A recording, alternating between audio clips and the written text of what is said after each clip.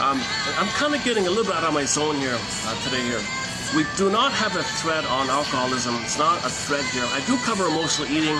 We've got some quotes on the smoking one. Not really much on the beyond that. I don't cover that kind of harder stuff or whatever. Alcohol and beyond. We don't really cover that. We do have a few quotes though, sprinkling by chance. And I came across one guy's book, an older book from the 70s or 80s. It seems he was a little well-known counselor. He was a counselor at a rehab place for alcoholic people.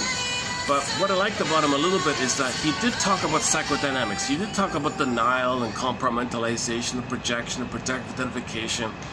He kind of talked, he did include some psychodynamics. So on that point, I want to include some of his quotes. So his name's Gary Forrest. The book's called The Psychotherapy for People who are alcoholics or something like that.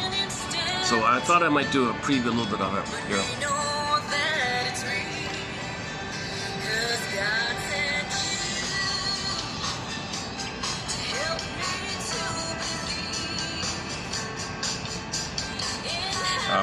Plus, it gives you some understanding about people who are addicted to it. So he says people might be psychologically addicted. That's one thing. But when it goes into the tissue, they call it tissue addiction. I'm learning some new terms here by this guy here. So when it becomes tissue-ish, I mean like primary in the brain, now it's like a brain thing.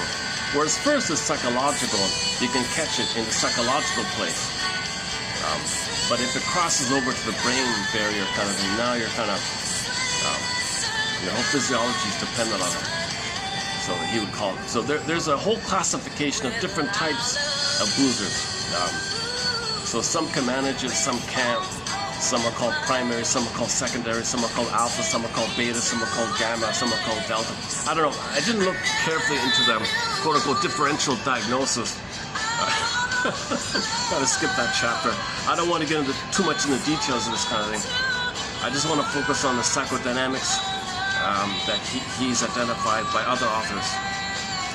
So, like other authors, it's an oral fixation we recently talked about. It's weaning trauma. It's lack of symbiosis. Okay, so the oneness with the mother was missing.